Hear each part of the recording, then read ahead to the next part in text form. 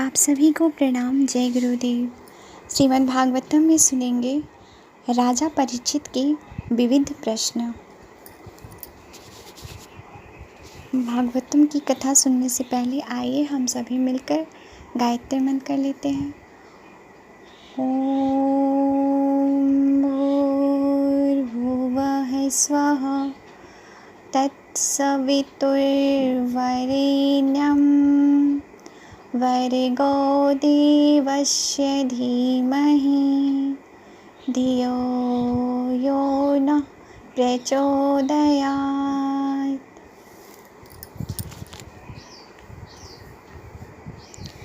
राजा परीक्षित ने कहा, भगवान, आप वेद वेताओं में श्रेष्ठ हैं। मैं आपसे यह जानना चाहता हूँ कि जब ब्रह्मा जी ने निर्गुण भगवान के गुणों का वर्णन करने के लिए नारद जी को आदेश दिया, तब उन्होंने किन किन को किस रूप में उपदेश किया। एक तो अचित्य शक्तियों के आश्रय भगवान की कथाएं ही लोगों का परम कल्याण करने वाली हैं।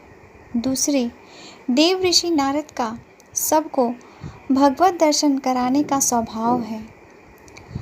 आप ही अवश्य ही आप उनकी बातें मुझे सुनाइए।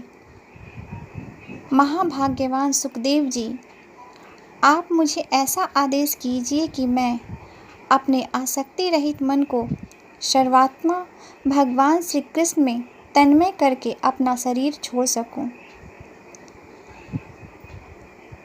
जो लोग उनकी लीलाओं का श्रद्धा के साथ नित्य श्रवण और कथन करते हैं, उनके हृदय में थोड़े ही समय में भगवान प्रकट हो जाते हैं। श्री कृष्ण कान के छिद्रों के द्वारा अपने भक्तों के भावमय हृदय कमल पर जाकर बैठ जाते हैं और जैसे शरद ऋतु जल का गदलापन मिटा देती है, वैसे ही वे भक्तों के मनोमल का नाश कर देते हैं। जिसका हृदय शुद्ध हो जाता है, वह श्री कृष्ण के चरण कमलों को एक क्षण के लिए भी नहीं छोड़ता। जैसे मार्ग के समस्त कलेशों से छूटकर घर आया हुआ पथिक अपने घर को नहीं छोड़ता। भगवान, जीव का पंचभूतों के साथ कोई संबंध नहीं है, फिर भी इसका शरीर पंचभूतों से ही बनता है, तो क्या स्वभाव से ही ऐसा होता है अथवा किसी कारणवश आप इस बात का मर्म पूर्ण रीति से जानते हैं? आपने बतलाया है कि भगवान की नाभि से वह कमल प्रकट हुआ जिसमें लोकों की रचना हुई। यह जीव अपने सीमित अवयवों से जैसे परिच्छिन्न है, वैसे ही आपने परमात्मा को भी सीमित अवयवों से परिच्छिन्न सा वर्णन किया है। यह क्या बात है जिनकी कृपा से सर्वभूत में ब्रह्मा जी प्राणियों की सृष्टि करते हैं, जिनके नाभि कमल से पैदा होने पर भी जिनकी कृपा से ही ये उनके रूप का दर्शन कर सके थे, वे संसार की स्थिति, उत्पत्ति और प्रलय के हेतु सर्वत्रयामी और माया के स्वामी परम पुरुष परमात्मा अपनी माया का त्याग करके किससे किस रूप से शयन करते हैं। पहले आपने बताया था कि विराट पुरुष के अंगों से लोक और लोकपालों की रचना हुई, और फिर यह भी बताया कि लोकों और लोकपालों के रूप में उनके अंगों की कल्पना हुई। इन दोनों बातों का तात्पर्य क्या है? महाकल्प और उनके अंतर्गत आवंतर कल्प कितने हैं? भूत, भविष्यत और वर्तमान काल का अनुमान किस प्रकार किया जाता है? क्या स्थूल देहाभिमानी जीवों की आयु में बंधी हुई है? ब्रह्मन श्रेष्ठ, काल की सूक्ष्म गति, त्रुटि आदि और स्थूल गति, वर्ष आदि किस प्रकार से जानी जाती है? विविध कर्मों से जीवों की कितनी और कैसी गतियां हैं?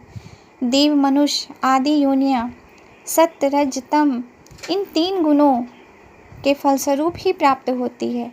उनको चाहने वाले जीवों में से कौन कौन किस किस योनि को प्राप्त करने के लिए किस किस प्रकार से कौन कौन कर्म स्वीकार करते हैं। पृथ्वी, पाताल, दिशा, आकाश, ग्रह, नक्षत्र, पर्वत, नदी, समुद्र, द्वीप और उनमें रहने वाले जीवों की उत्पत्ति कैसे होती है।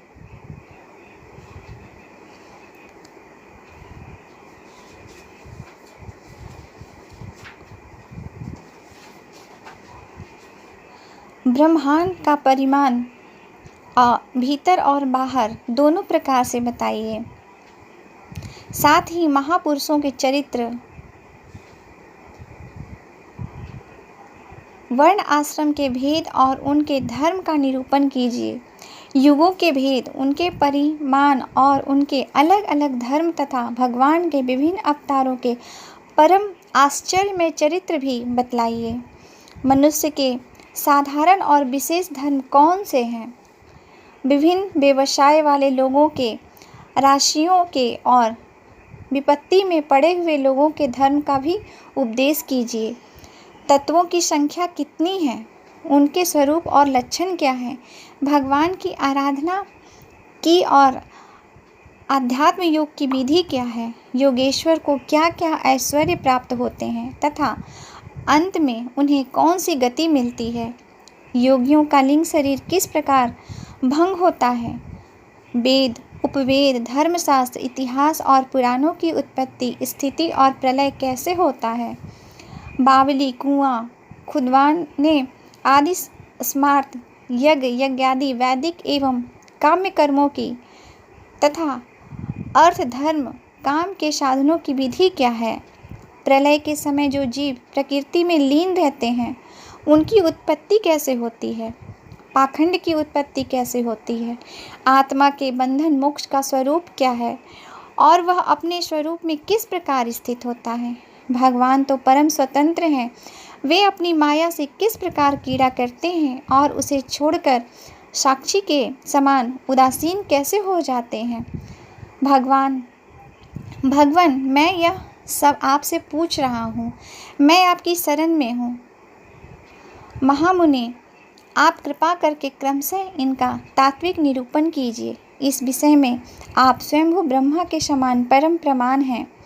दूसरे लोग तो अपनी पूर्व परंपरा से सुनी सुनाई बातों का ही अनुष्ठान करते हैं। ब्राह्मण, आप मेरी भूख प्यास की चिंता न करें। मेरे प्राण कुपित ब्राह्मण के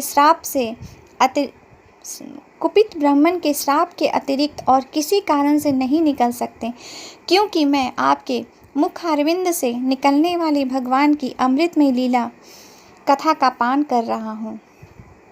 आगे सूत जी कहते हैं, सौनक आदि ऋषियों, जब राजा परीक्षित ने संतों की सभा में भगवान की लीला कथा सुनाने के लिए इस प्रकार प्रार्थना की, तब सुखदेव जी को बड़ी प्रसन्नता हुई।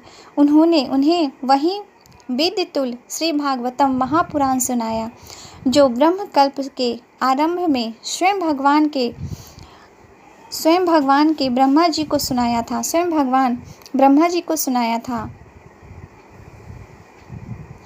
पांडुवेश शिरोमणि परीक्षित ने उनसे जो जो प्रश्न किए थे वे उन सब का उत्तर क्रमशः देने लगे। आगे की कथा अगले अध्ययन में सुनेंगे। आप सभी को प्रणाम। जय गुरुदेव, जय श्री कृष्ण।